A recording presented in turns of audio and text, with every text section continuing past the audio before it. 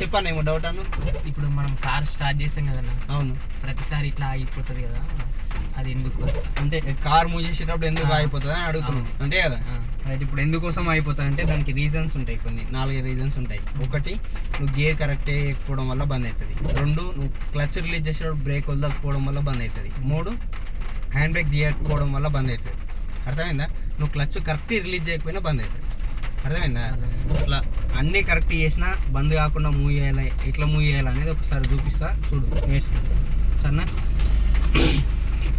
ఏం చేస్తావు అంటే ఇప్పుడు క్లచ్ ఎక్కినావు కదా, ఫస్ట్ గేర్ వేసినావు కదా.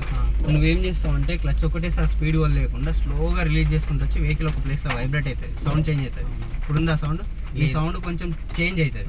ఇప్పుడు వచ్చే సౌండ్ కొంచెం చేంజ్ అవుతుంది. ఆ సౌండ్ ఏ ప్లేస్లో చేంజ్ అవుతుందో ఆ ప్లేస్లో క్లచ్ ఆపు. అట్లనే ఆపాలి, కింది దొక్కొద్దు, పైనకి ఇడవద్దు. ఏ ప్లేస్లో సౌండ్ చేంజ్ అవుతుందో అదే ప్లేస్లో ఆపాలి. ఒకసారి ఆపు.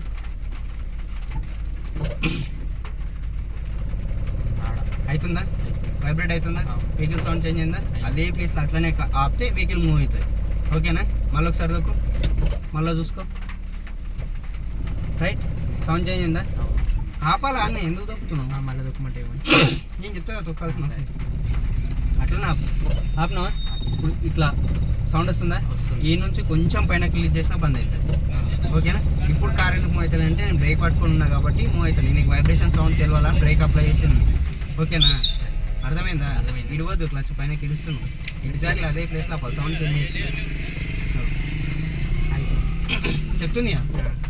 అర్థమైందా? సేమ్ మళ్ళీ ఇప్పుడు క్లచ్ దొక్కు. ఇప్పుడు ఎగ్జాక్ట్లీ ప్లేస్, ఏ ప్లేస్లో వైబ్రేట్ అవుతుందో ఆ ప్లేస్లో తెచ్చి ఆపు, కార్ మూవ్ అవుతుంది. అవుతుందా? మూవ్ అవుతుందా? ఒకసారి ఆపు. మళ్ళీ ఎట్లా ఆపాలి? క్లచ్ పట్టి బ్రేక్ దొక్కాలి. నాతో రైట్. పోనీ మళ్ళీ ఒకసారి రైట్. అర్థమైందా? మళ్ళీ ఒకసారి ఆపు. పోనీ మళ్ళీ ఒకసారి ఎగ్జాక్ట్లీ ప్లేస్లో ఆపాలి. ఆ నుంచి కొంచెం పైన రిలీజ్ చేసినా బంద్ అవుతుంది. ఓకే, ఆపు. మళ్ళీ ఆపు. అర్థమైంది? డౌట్ ఏం లేదు. ఎగ్జాక్ట్లీ నువ్వు ఆ ప్లేస్లో తీసుకొని వచ్చి ఆపితే వెహికల్ ఆటోమేటిక్ మూవ్ అవుతుంది. ఒకవేళ మూవ్ కాకపోతే లైట్ ఎక్సలేటర్ కంటిన్యూ చేయాలి. ఎక్సలేటర్ ప్రెస్ చేసి కంటిన్యూ చేయాలి. ఎక్సలేటర్ రిలీజ్ చేసినా బంద్ అవుతుంది, క్లచ్ రిలీజ్ చేసినా బంద్ అవుతుంది. క్లచ్ అదే ప్లేస్ ఆపి ఎక్సలేటర్ స్లోగా కంటిన్యూ చేయాలి. అప్పుడు సౌండ్ వస్తుంది, వచ్చిన పర్లేదు కంటిన్యూ చేయాలి.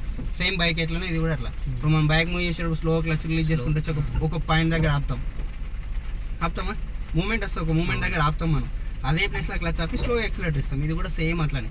అర్థమైందా? కాకపోతే దీనికి కొంచెం ఆర్పిఎం సెట్ చేసి ఉంటుంది కాబట్టి మనం ఎక్సలేటర్ ఇవ్వకుండానే కార్ మూవ్ అవుతుంది. రైట్. Doubt clarify? ఓకే. అర్థమైందా? అర్థమైందా? రైట్. ఓకే. పోనీ ముందు ఇంకేం